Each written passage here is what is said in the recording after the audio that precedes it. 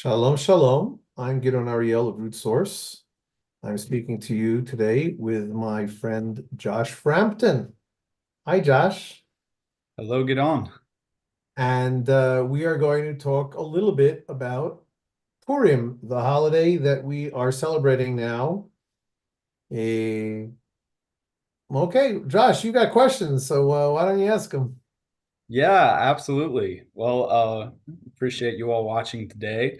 Um, so Purim is coming up in just a few days. We're recording this on Tuesday, the 19th. So I believe Purim is this weekend.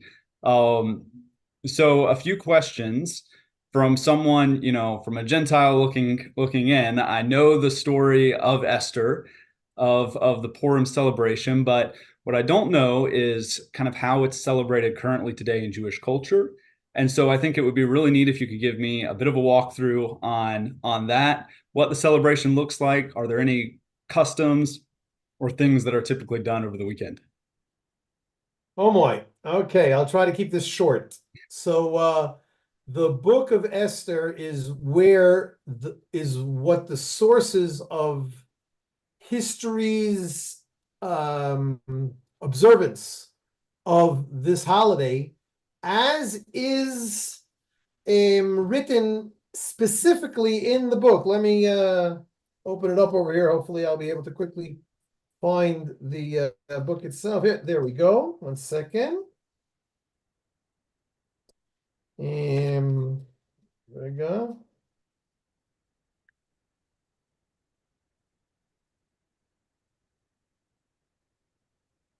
Mordecai, I'm reading in the book of Esther, chapter 9,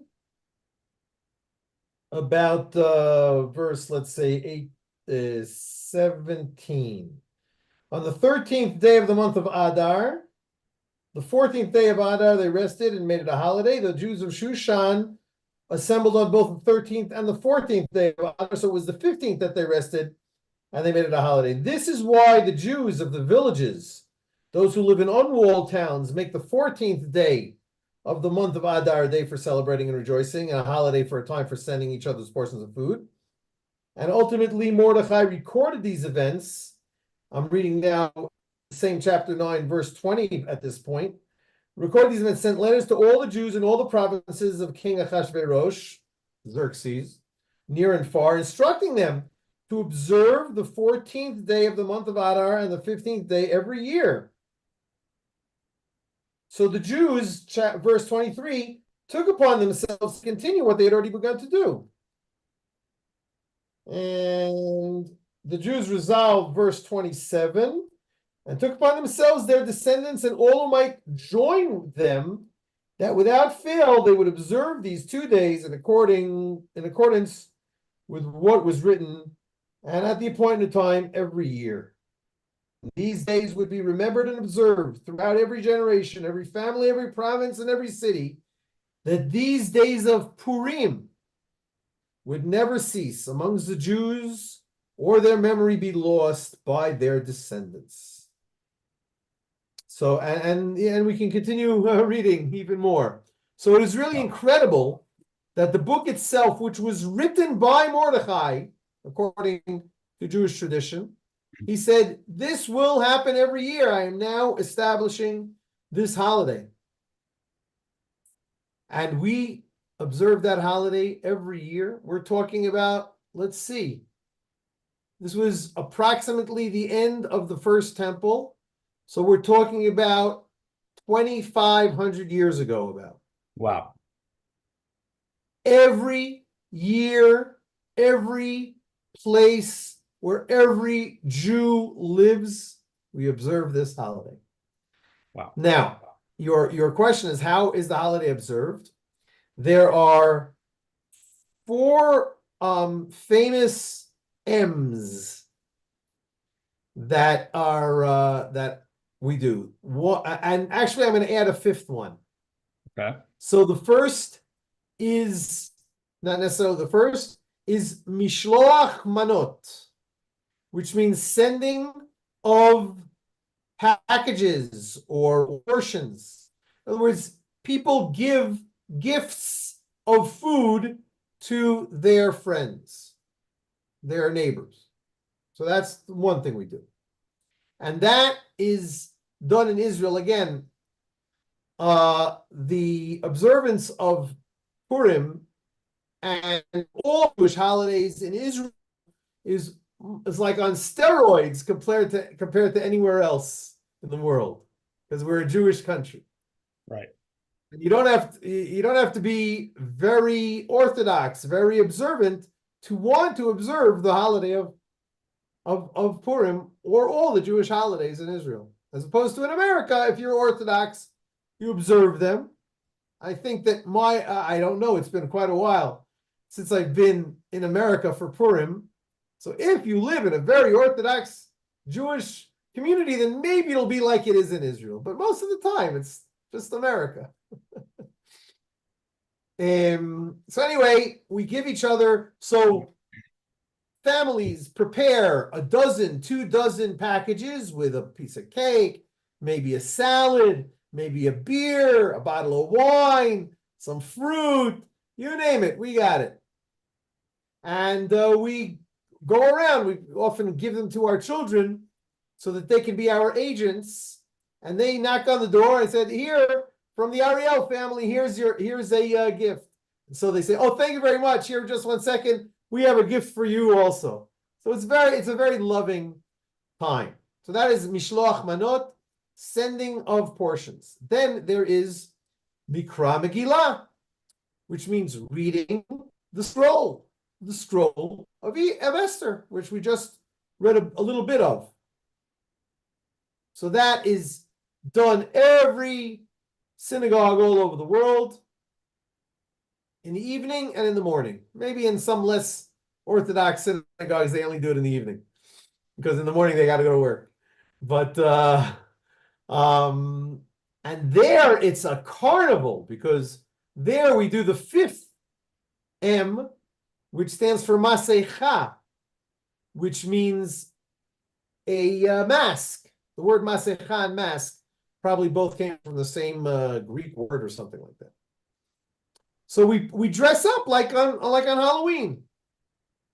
And so the whole synagogue is full of people dressed up.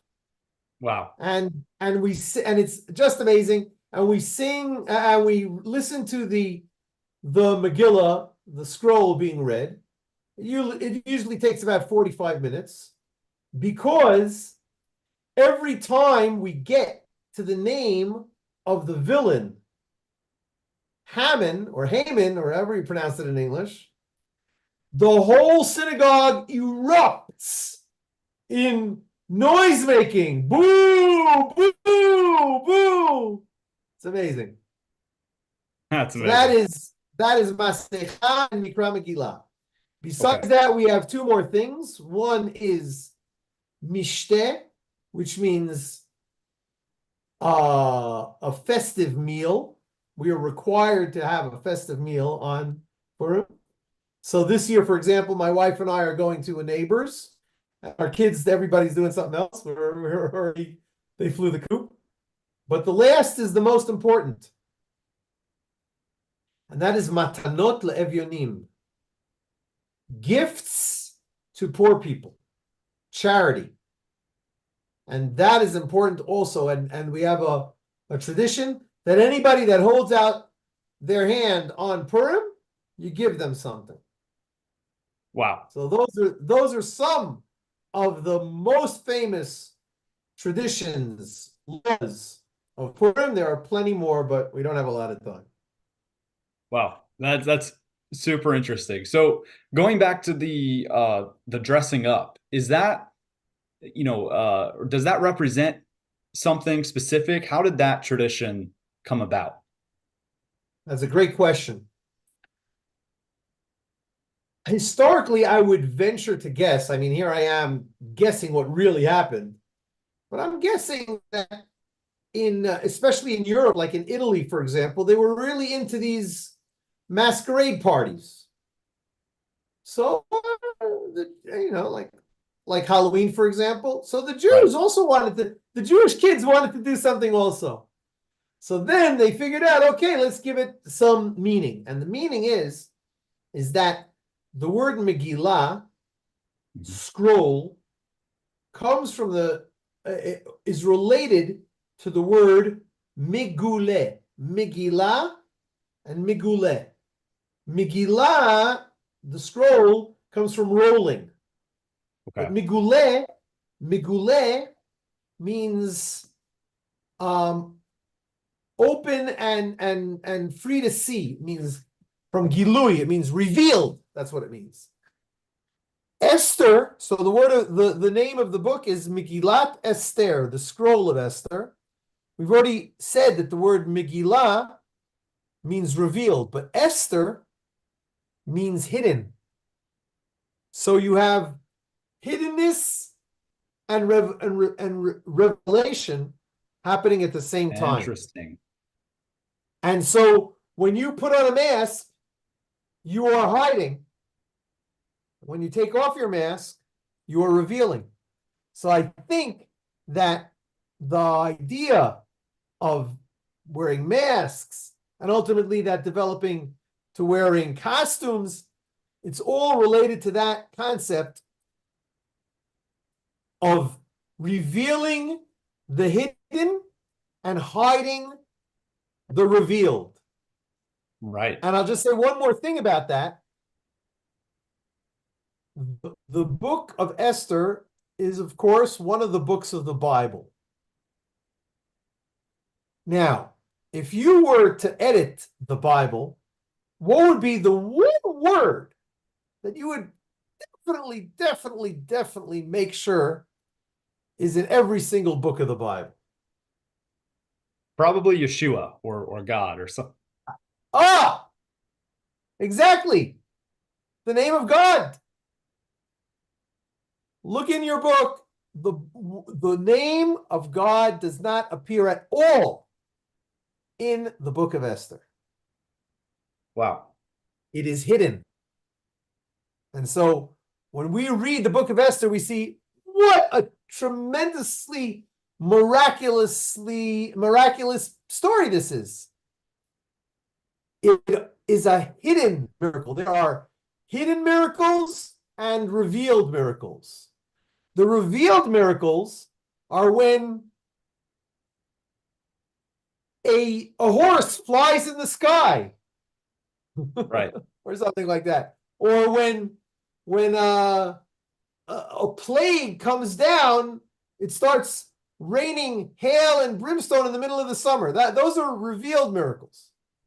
Or when somebody comes up from the dead, a revealed miracle. A hidden miracle is that which happens naturally. When we're breathing, that is a miracle.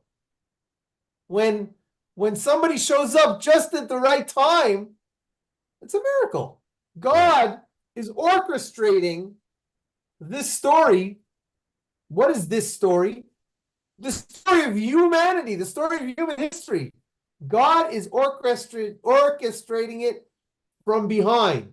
He is hiding himself in order to have hidden miracles. And that is what the story of Esther reminds us. That even though things might look pretty bad, God is in charge and the story ends up good. The story of Esther, of course, is that the entire Jewish people were slated to be destroyed, genocided. And it just flipped over in a moment until ultimately we are celebrating that story to this very day. Wow. So is there a Hebrew word for providence? Because that's the word that comes to mind for me when you talk about, the hidden miracles. What would that word be in Hebrew? When I hear Providence, I think of Providence, Rhode Island. So I don't usually use the word Providence so much. But I think, you tell me if I'm correct. Well, I got to think, what am I talking about here? Well, why don't you define what Providence is, and then I'll try to figure it out. Yeah. Off the top of my head, I would say it's, something that God is working behind the scenes to make something happen, even though we may not see it or understand it. So that is clearly what we've just talked about, what Right. we have just been talking about. And the phrase that comes to my mind in Hebrew is hashgacha pratit. It's two words. The first is hashgacha. Hashgacha means God is overlooking. Somebody's is making sure that nothing is happening without me being in charge. Like somebody who proctors a test. Yes, to proctor a test to make sure that nobody is cheating. So in Hebrew, that is called a mashgiach, hashgacha, or somebody who makes sure that the food in the restaurant is kosher. He's making sure that the restaurant owner isn't bringing in some cheap pork when nobody's watching. He's the mashgiach. He's doing the hashgacha. He's watching. So God is doing watching, but hashgacha pratit. Pratit means personal, means individual. In other words, each and every one of us, it's not just that God is overlooking the whole world. God's saying, hey, I have a great idea. Let's put up a rainbow, or let's make a big storm or something like that. No. I see over there Josh. Let's see what he's doing today. Is he going to be a good boy or a bad boy? He made a good choice. Let's help him out and bring him towards another good choice. Right. You behaved properly, God is going to reward you. That is hashgacha pratit. Here, God had hashgacha pratit, personal, individual providence for all of the Jewish people. And we continue to celebrate that for these thousands of years. Wow. It's amazing. So one final question for you. Are there any specific foods that you eat in the feast you talked about? Okay, thanks. You're already making me hungry. So the feasts themselves, first of all, we Jews celebrate Thanksgiving every week on Shabbat. When you Americans have your Thanksgiving feasts, that's the biggest feast ostensibly that you have in your home. Maybe Christmas dinner, Easter Sunday, I don't know. But certainly Thanksgiving dinner is something that we all can agree upon. Right. And we're going to invite everybody over and really have a whole bunch of different kind of foods. That is what we Orthodox Jews do every single Shabbat. I'm extremely jealous. Friday night and Shabbat morning. Friday lunch. Saturday lunch. So every Shabbat we do that. And every holiday we do that. So this is why you very infrequently see skinny Jews. We're eating a lot. Anyhow, so we have a phrase in Jewish tradition, Ein simcha ela bebasar vayayin. There is no happiness except through meat and wine. So some people are vegetarians and some people are teetotalers. Everything's okay. But in the mainstream, you're going to have a nice meat meal, maybe with a chicken, maybe with a turkey, maybe with a steak, maybe with a roast. But I don't know. I leave that all to my wife. Whatever my wife serves me, that is the best feast that I can imagine. And wine, of course, is what people drink, because there is another phrase from the Talmud that says, Chayav inish, this is actually in Aramaic, Chayav inish li besume bifuraya ad delo yada ben Baruch Mordechai ve'arur Haman. A person must drink alcoholic beverages until he cannot tell the difference between blessed be Mordechai and cursed be Haman. That's a great saying. Yeah. So I usually didn't like that. I never really was much of a drinker my whole life. And certainly I didn't like, once when I was in yeshiva, when I was young, I drank so much. What happens when you drink too much? We all know you. Mm-hmm. So I don't like that, but little young kids, this is their day to practice, to check it out. So they're all rolling we mentioned before about the scroll Megillah. So here they're rolling in the streets. So that is something that is done. Drinking alcoholic beverages. Again, you shouldn't overdo it. Certainly not if you're going to be driving.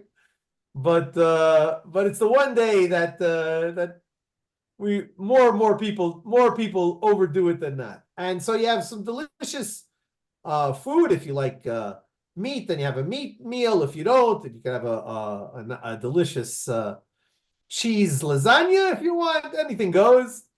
But you must break bread because that is the symbol of a true feast. And when you eat bread, and when you eat bread, then you also have the grace after meals, as we are commanded in the book of Deuteronomy. You shall eat and you shall be sated and you shall bless the Lord your God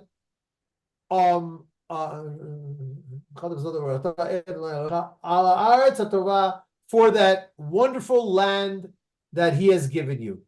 So even though that means, and if you read the few verses earlier, it's talking about bread, eating bread, but we ultimately bless God for the land of Israel. And even that is not from 2,500 years ago, that's from 3,000 years ago, or 5, something like that, from the book of Deuteronomy that God wrote through Moses, our teacher. Right. Wow. Well, I appreciate you giving me and us all some insight into the festivities. Definitely wish you a happy Purim. And thank you very much. Let me give a little commercial break over here. Root Source this year is running a campaign for those mishloach manot that I mentioned before, the giving out of the portions, the sending of the portions. So we would love for the viewers of this movie, of this film, to go to Root. I'll send the link here somehow. It's givebutter.com/Purim 2024. I think that's what it is. And I hope that you will go there and